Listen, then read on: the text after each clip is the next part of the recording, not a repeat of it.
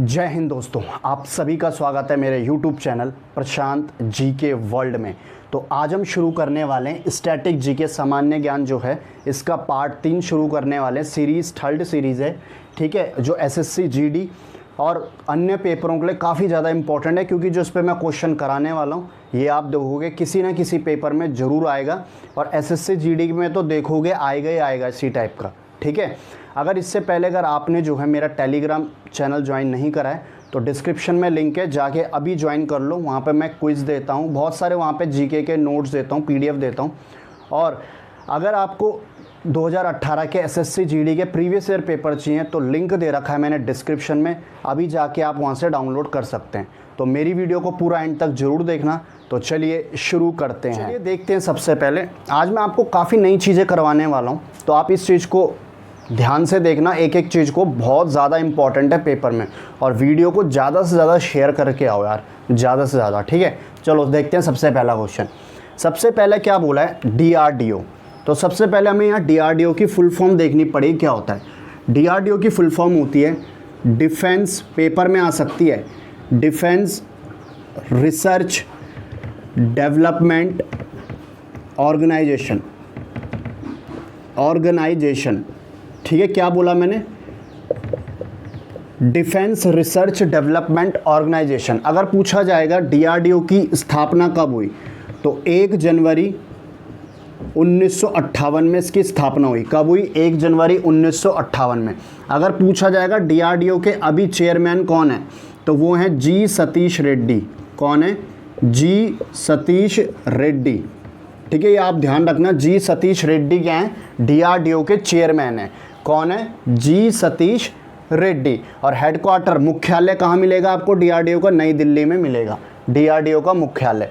अगर पूछेंगे कि डीआरडीओ कौन सी मिनिस्ट्री के अंदर आता है, कौन से मंत्रालय के अंदर आता है, तो रक्षा मंत्रालय के अधीन आता है। डीआरडीओ किस मंत्रालय के अधीन आता है, रक्षा मंत्रालय के अधीन आता है, ठीक है। ये ध्यान रखना, रक्षा मंत्रालय के अधीन आता है डीआरडीओ, ठीक है, यानी कि मिनिस्ट्री ऑफ डिफेंस के अंडर आता है, ठीक है। अगर पूछा जाएगा, ध्यान से देखना, और क्या पूछा जाएगा इसमें, पूछा जाएगा कि मिसाइल मैन ऑफ इंडिया किसे कहते हैं, मिसाइल, ठीक है, missile man of India, missile man of India किसे कहते हैं, एपीजे अब्दुल कलाम को। किसे कहते हैं, एपीजे अब्दुल कलाम को, ठीक है। ये ध्यान रखना, एपीजे अब्दुल कलाम को क्या कहते हैं, मिसाइल मैन ऑफ इंडिया। अगर पूछा जाएगा कि मिसाइल वुमेन ऑफ इंडिया किसे कहते हैं, आप अपनी कॉपी में नोट डाउन कर लेना, मिसाइल वुमेन ऑफ इंडिया कहते हैं टेसी थॉमस को। किसको कहते हैं, टेसी थॉमस को। और इससे क्या चीज़ें बन सकती हैं, क्वेश्चन ये आपने लिख दिया होगा, मैं रफ कर देता हूँ इसे। अगर पूछा जाएगा कि हमारे देश के रक्षा मंत्री कौन है, ठीक है, हमारे देश के रक्षा मंत्री कौन है, तो रक्षा मंत्री कौन है, राजनाथ सिंह। कौन है, राजनाथ सिंह, ठीक है, राजनाथ सिंह, ठीक है। ये देश के कौन है, रक्षा मंत्री हैं। कौन से मंत्री हैं, रक्षा मंत्री, ये ध्यान रखना। राजनाथ सिंह कौन है, देश के रक्षा मंत्री है। और जो इनका संसदीय क्षेत्र है वो कौन है, लखनऊ। कौन है, लखनऊ, ठीक है। ये ध्यान रखना आप, लखनऊ क्या है इनका संसदीय क्षेत्र है, यानी कि कॉन्स्टिट्यूशनल एरिया जो है इनका वो कौन है, लखनऊ है। ये बात आप ध्यान रखना। अब देखना अगला, ये मैंने इससे रिलेटेड आपको पूरे करा दिए। अब अगला देखते हैं क्वेश्चन, अगला क्या बोला हुआ है। अगला बोला हुआ है इसरो बेंगलुरु, ठीक है, इसरो बेंगलुरु। मतलब जो इसरो है, यानी कि इसरो की फुल फॉर्म क्या है, इंडियन, लिखते रहना हिंदी वाले भी, Indian space research organisation,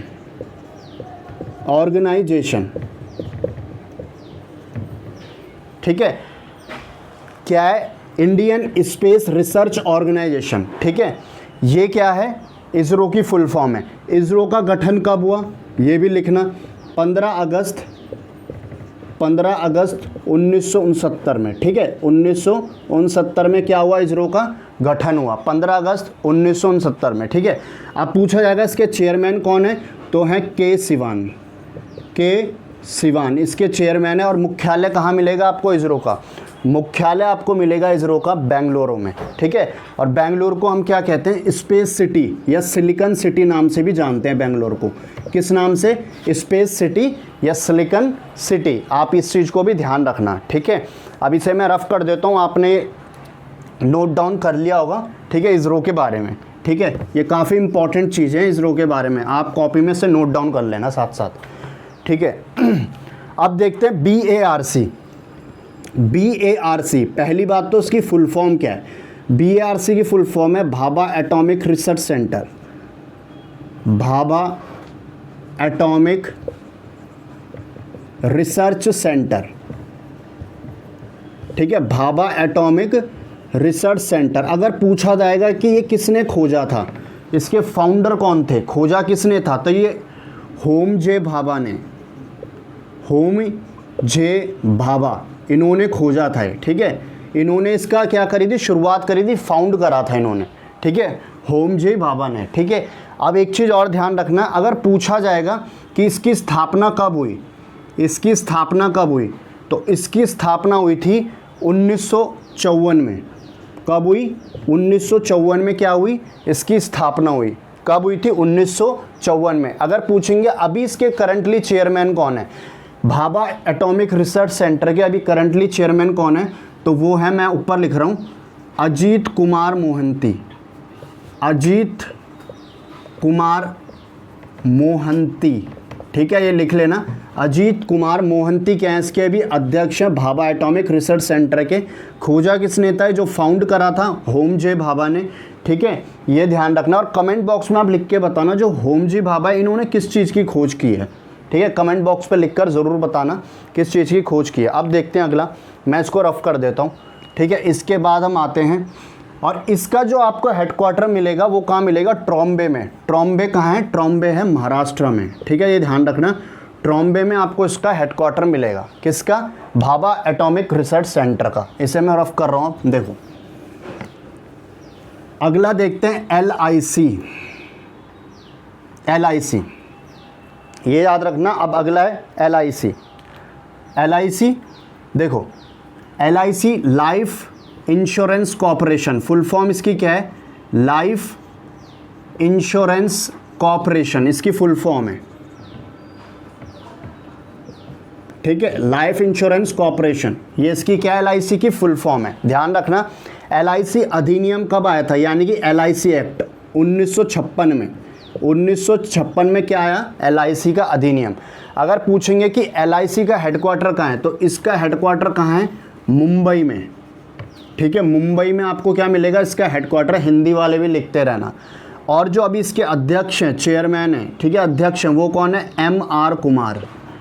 MR Kumar LIC के क्या है, भी अध्यक्ष है प्रेजेंटली, ठीक है। तो आपने लिख लिया होगा अच्छे से जो मैंने अभी लिखा है। अब बढ़ते हैं अपने अगले क्वेश्चन की तरफ, ठीक है। इसको मैं रफ कर देता हूँ, अगले क्वेश्चन की तरफ बढ़ते हैं, ठीक है। देखो अगला क्वेश्चन क्या बोला है कि 7 अगस्त को क्या मनाया जाता है। 7 अगस्त को क्या मनाया जाता है, ये भी सरकार ने घोषणा की है, जब नीरज चोपड़ा ने जीता था गोल्ड मेडल। और गोल्ड मेडल में जो उन्होंने भाला फेंका था सबसे ज़्यादा कितना था, 87.58, ठीक है, इतने का था वो भाला जो फेंका था फाइनल में, ठीक है, 87.58। और 7 अगस्त को हम क्या मनाएंगे, भाला फेंक दिवस। भाला फेंक दिवस यानी कि जैवलिन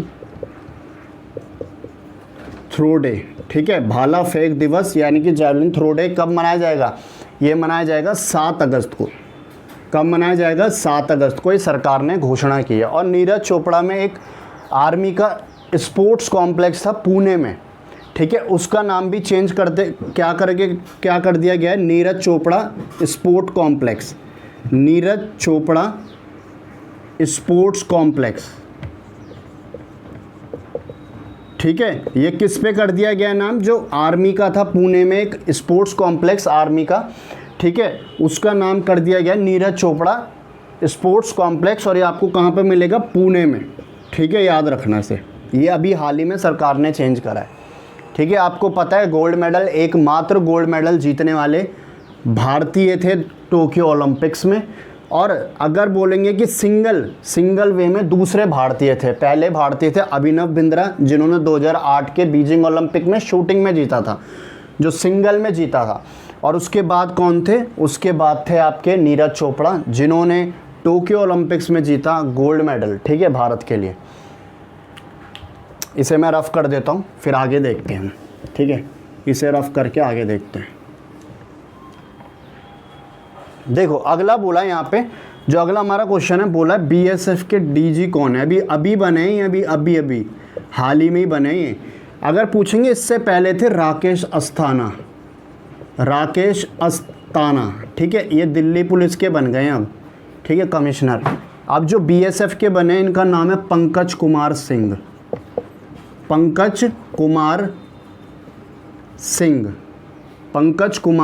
सिंह। ये क्या बने, ये बने बीएसएफ के नई डायरेक्टर जनरल, ठीक है, महानिदेशक बने हैं सीमा सुरक्षा बल के, ठीक है, कौन, पंकज कुमार सिंह।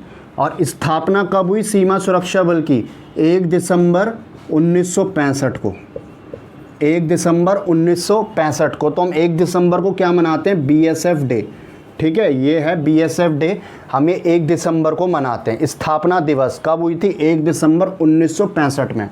और गृह मंत्रालय के अधीन आता है, यानी कि मिनिस्ट्री ऑफ होम अफेयर्स, यानी कि गृह मंत्रालय के अधीन आता है क्या, बीएसएफ सीमा सुरक्षा बल, ये ध्यान रखना आप, ठीक है। सीमा सुरक्षा बल 1 दिसंबर 1965 को हुआ था इनका गठन और गृह मंत्रालय के अधीन आता है। तो अब बढ़ते हैं अगले क्वेश्चन की तरफ। तो देखते हैं अब अगला क्या बोला गया है, रेशम कीट पालन को क्या कहते हैं। अगर आप रेशम कीट पालन को आप क्या कहते हैं, तो इसे हम कहते हैं सेरीकल्चर,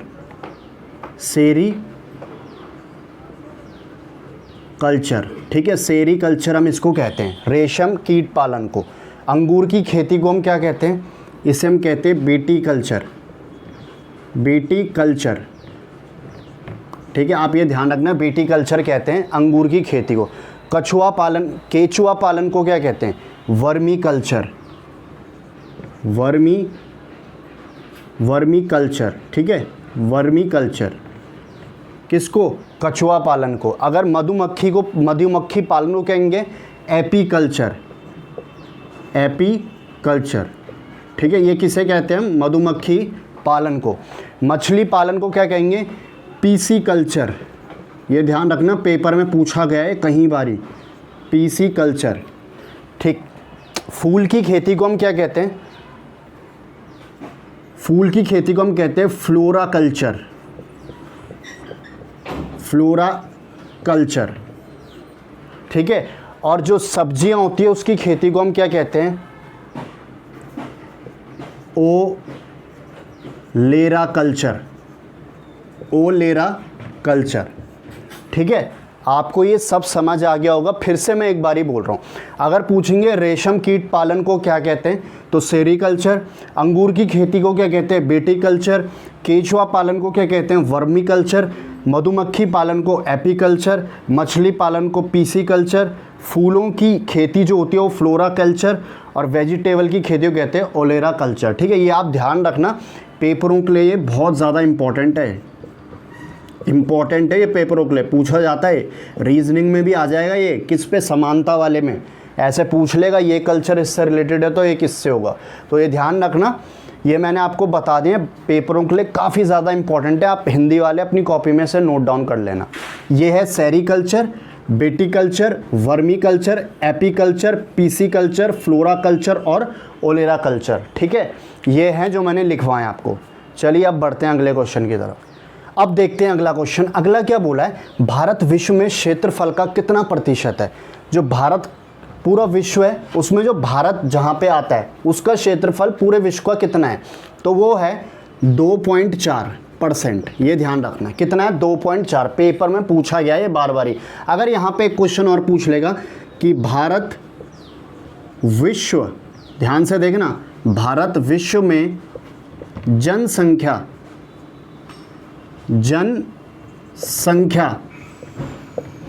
देखना ध्यान से, जनसंख्या का कितना प्रतिशत है, का कितना प्रतिशत है। ठीक है, ये तो पूरा है क्षेत्रफल का। अगर पूछेगा भारत विश्व में जनसंख्या कितना प्रतिशत है, तो प्रतिशत है कितना, 17.5। लिखते रहना, 17.5% है। कितना प्रतिशत है, 17.5%। अगर पूछेंगे भारत, यहाँ पे मैं लिख रहा हूँ, भारत में भारत में क्षेत्रफल में सबसे बड़ा राज्य कौन सा है, क्षेत्रफल में बड़ा राज्य, अगर पूछेंगे क्षेत्रफल में बड़ा राज्य कौन सा है भारत में, तो वो है राजस्थान। कौन है, राजस्थान। अगर पूछेंगे कि सबसे छोटा कौन है, क्षेत्रफल में सबसे छोटा, भारत में क्षेत्रफल, ठीक है, यहां पे मैं लिख रहा हूं सबसे छोटा, सबसे छोटा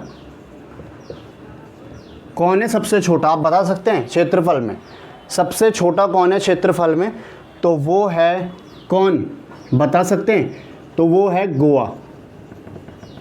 सबसे छोटा कौन है, गोवा।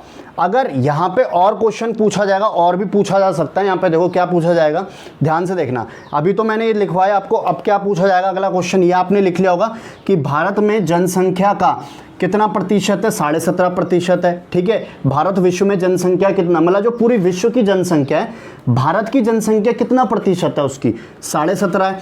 भारत में क्षेत्रफल का सबसे बड़ा राज्य कौन सा है, वो है राजस्थान, और सबसे छोटा गोवा है। ये ध्यान रखना। अब मैं इसे मिटा रहा हूँ, अब आगे भी है और इसलिए, ठीक है, देखो ना ध्यान से।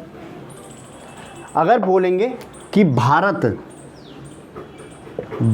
में जनसंख्या, भारत में जनसंख्या में बड़ा राज्य, बस ऐसे लिख रहा हूँ मैं, ऐसे ध्यान से समझ लेना, बड़ा राज्य मतलब जो भारत की जनसंख्या, पूरे भारत की सबसे बड़ा राज्य कौन है, जहाँ जनसंख्या सबसे ज़्यादा है, तो वो राज्य है यूपी।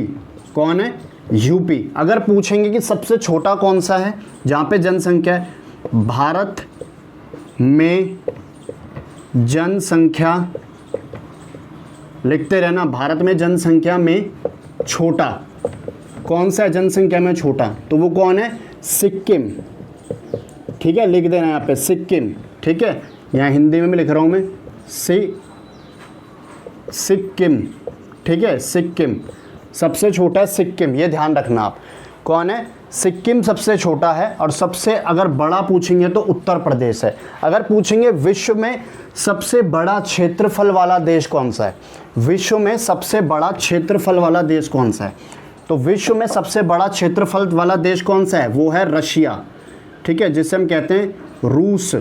ठीक है, सबसे बड़ा है क्षेत्रफल में। अगर पूछेंगे कि भारत का कौन सा स्थान है, 7वें स्थान पे क्षेत्रफल के हिसाब से भारत। ठीक है, क्षेत्रफल के हिसाब से भारत 7वें में है और रशिया पहले में। अगर पूछेंगे जनसंख्या के हिसाब से कौन है पहला, जनसंख्या के हिसाब से पहला है चाइना, जिसे हम कहते हैं चीन। ठीक है, चाइना। और दूसरे में कौन है, दूसरे में है भारत। कौन है, भारत। तो मैंने आपको काफ़ी क्वेश्चन बता दिए, फिर से मैं एक बार रिपीट कर रहा हूँ। अगर पूछेंगे भारत विश्व का क्षेत्रफल का कितना प्रतिशत है, तो 2.4%।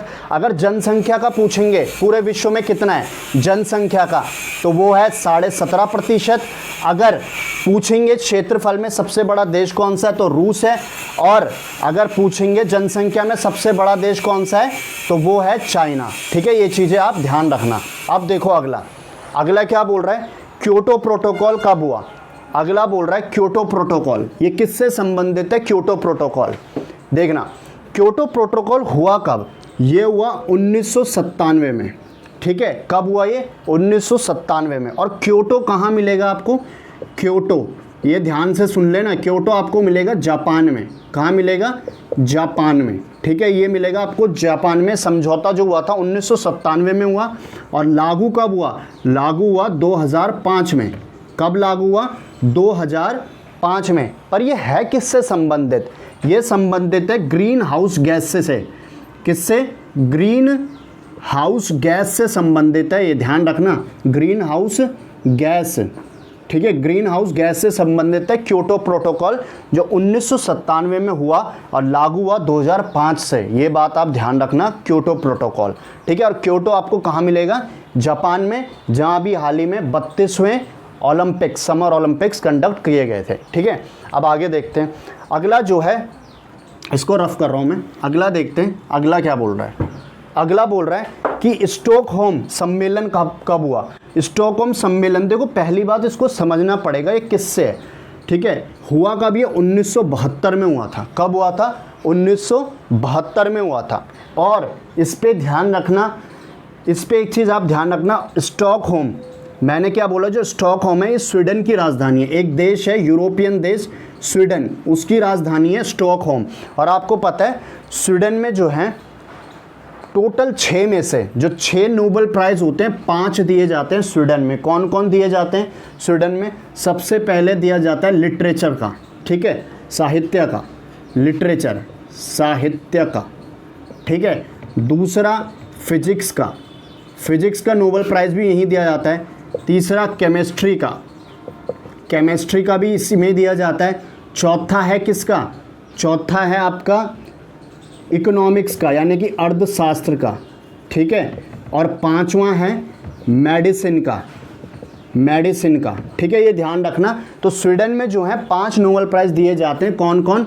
साहित्य, लिटरेचर, ठीक है, फिजिक्स, केमिस्ट्री, ठीक है, रासायनिक विज्ञान कहते हैं इसको हम, और भौतिक विज्ञान इसे कहते हैं हम, और इकोनॉमिक्स, अर्थशास्त्र और मेडिसिन, ठीक है। ये कहाँ दिया जाए? ये कहाँ दिए जाते हैं? नोबेल प्राइज़ ये दिए जाते हैं स्वीडन में, ठीक है। और एक जो दिया जाता है शांति का नोबेल प्राइज़, शांति का नोबेल प्राइज़ कहाँ दिया जाता है? नॉर्वे की राजधानी ओस्लो में दिया जाता है। तो वो ये वही स्टॉकहोम है जो स्वीडन की राजधानी है, ठीक है। तो यहाँ पे एक सम्मेलन हुआ था, तो वो किसका था? सम्मेलन जो हुआ था ये किसके लिए हुआ था? ये मैं रफ कर रहा हूँ, किसके लिए हुआ था? 1972 में हुआ था ये सम्मेलन, ठीक है। ये हुआ था सतत विकास लक्ष्य, सतत विकास लक्ष्य, और जिसे हम इंग्लिश में कहते हैं sustainable development goal, sustainable development goal, इसे हम इंग्लिश में कहते हैं सस्टेनेबल डेवलपमेंट गोल, सतत विकास लक्ष्य। कब हुआ? 1972 में हुआ, ठीक है। स्टॉकहोम सम्मेलन में किसके लिए था? सतत विकास लक्ष्य, यानी कि सस्टेनेबल गोल। और भारत में कितना है लक्ष्य? देखो ध्यान से देखना, भारत में 2015 से 2030 तक हमने क्या करना है? हमारे 17 गोल हैं, हमें इन्हें प्राप्त करना है।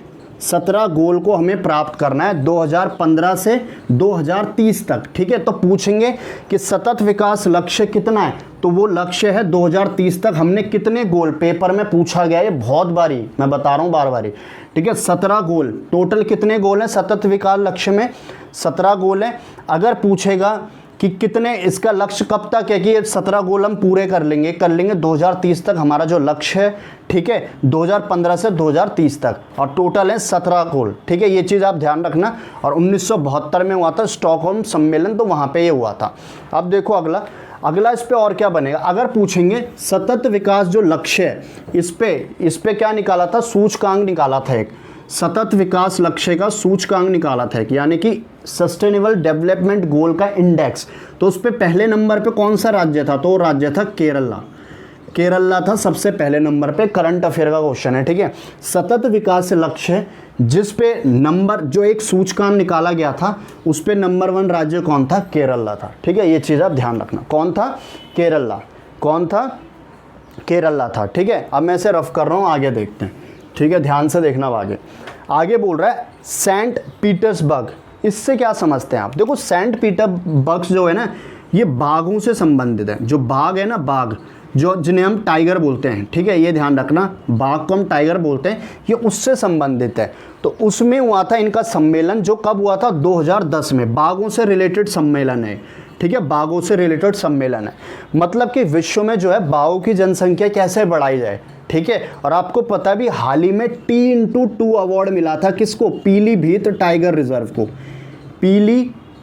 पीलीभीत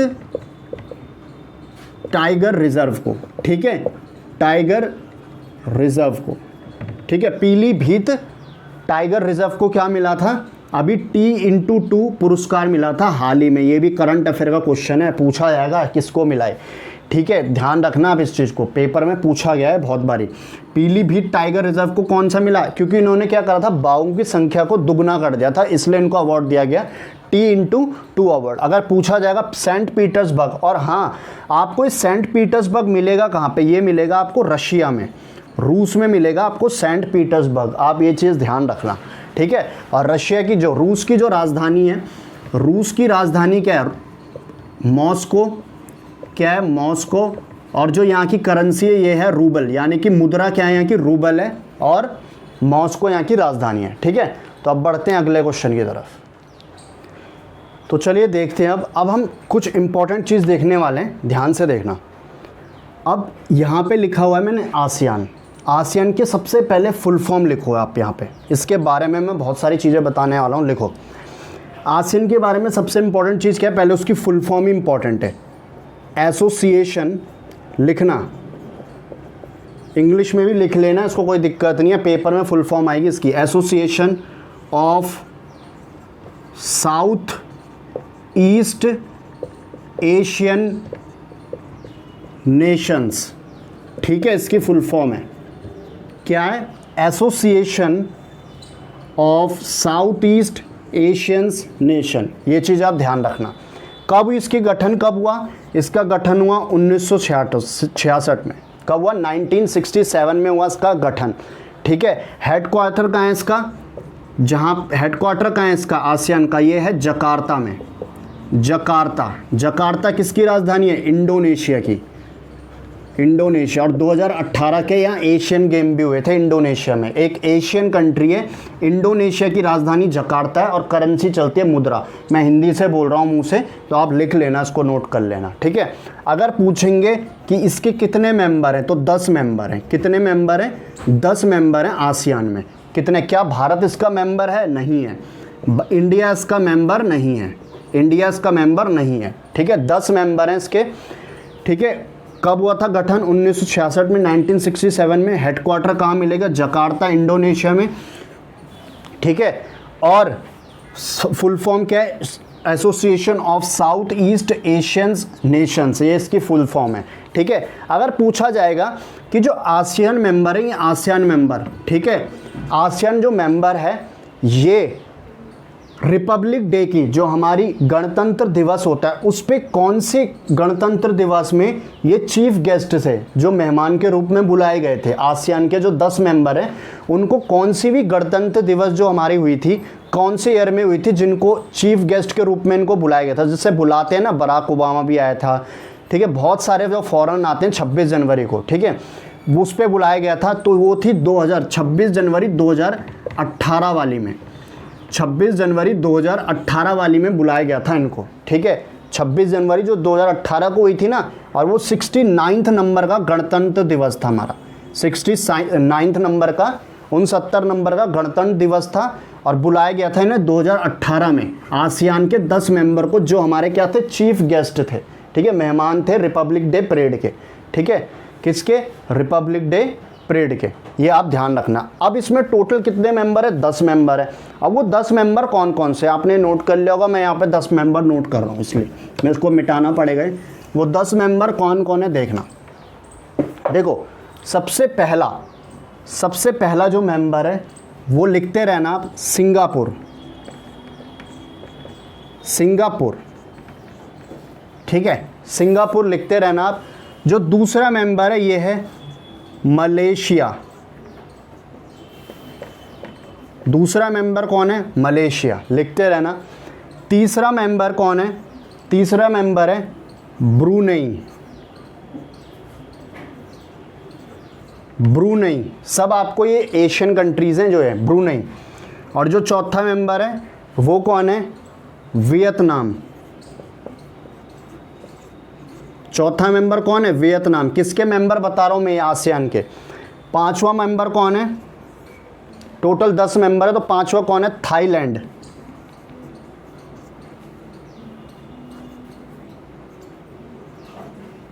कौन है, थाईलैंड,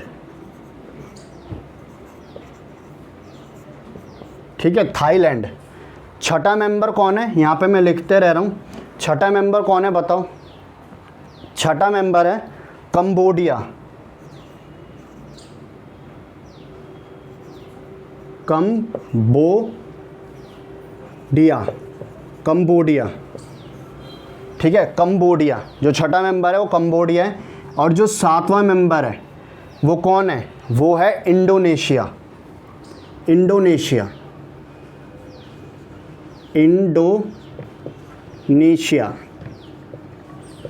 ठीक है, इंडोनेशिया। आठवां मेंबर है फिलीपींस, फिलीपींस, ठीक है, फिलीपींस, ठीक है, फिलीपींस, इसकी राजधानी मनीला है, ठीक है। और जो नौवां मेंबर है वो कौन है बताओ आप, नौवां मेंबर कौन है, नौवां मेंबर बताओ कौन है, लाओस, नौवां मेंबर कौन है, लाओस, ठीक है, नौवां मेंबर कौन है, लाओस, ठीक है। इसके बाद जो 10वां मेंबर है वो कौन है, 10वां मेंबर बताओ कौन है, 10वां मेंबर है म्यांमार, म्यांमार, ठीक है। ये हैं इसके पूरे 10 मेंबर। अगर सिंगापुर की राजधानी की बात करेंगे तो सिंगापुर सिटी लिख लेना, मैं मुंह से बोल रहा हूँ, सिंगापुर सिटी इसकी राजधानी। मलेशिया की राजधानी है कुआलालंपुर। ब्रुनेई की राजधानी क्या है, ब्रुनेई की राजधानी है बंदर सेरी बागवान। क्या नाम राजधानी है, बंदर सेरी बागवान। और जो वियतनाम है, वियतनाम की राजधानी क्या है, हनोई, क्या है, हनोई, ठीक है। थाईलैंड की राजधानी क्या है, बैंकॉक, ठीक है। कंबोडिया की राजधानी क्या है, फ्योनम फेन, ठीक है, फ्योनम फेन, ठीक है। और जो इंडोनेशिया की राजधानी क्या है, जकार्ता, इंडोनेशिया की राजधानी क्या है, जकार्ता। फिलीपींस की राजधानी क्या है, फिलीपींस की राजधानी है मनीला, ये भी मैंने आपको बता रखी है। लाओस की राजधानी क्या है, पेपर में आएगी है, ठीक है, फिर पेपर में याद करोगे इसको, जब नहीं कर पाओगे तो याद रखना, लाओस। फिलीपींस में लाओस की राजधानी क्या है, विंत्याने, ठीक है, क्या है, विंत्याने। किसकी राजधानी है, लाओस की राजधानी क्या है, विंत्याने, ठीक है। और म्यांमार की राजधानी क्या है, नापीता, ठीक है, नापीता, ठीक है, ये ध्यान रखना। म्यांमार की राजधानी क्या है, नापीता है, ठीक है। सिंगापुर की राजधानी मैंने आपको बता दी, मैंने सबको आपकी राजधानी बता दी। और आपका होमवर्क क्या है कि आपको इन सब कंट्री की मुद्रा बतानी है कमेंट बॉक्स में, ठीक है। इन सब कंट्री की क्या बताओगे आप, मुद्रा बताओगे। अब ध्यान रखना, जो आसियान सम्मेलन 2020 का कहाँ हुआ था, 2020 का हुआ था वियतनाम में। क्या, वियतनाम में, उसकी राजधानी हनोई में हुआ था, ठीक है, वियतनाम में उसकी राजधानी हनोई में हुआ था। और 2021 का कहाँ होगा, ध्यान रखना, जो 2021 का आसियान सम्मेलन है ये होगा ब्रुनेई में। ब्रुनेई की राजधानी बंदर सेरी बागवान में, ठीक है, ब्रुनेई की राजधानी बंदर सेरी बागवान में क्या होगा, इसका सम्मेलन होगा, ठीक है ना। अब आपको आई होप जो मैंने आज पढ़ा है आपको बहुत मज़ा आया होगा। तो वीडियो को जो है ज़्यादा से ज़्यादा शेयर करो यार, बहुत मेहनत लगती है एक वीडियो बनाने में, तो उसको ज़्यादा से ज़्यादा आप जो है फैलाओ लोगों तक, ठीक है।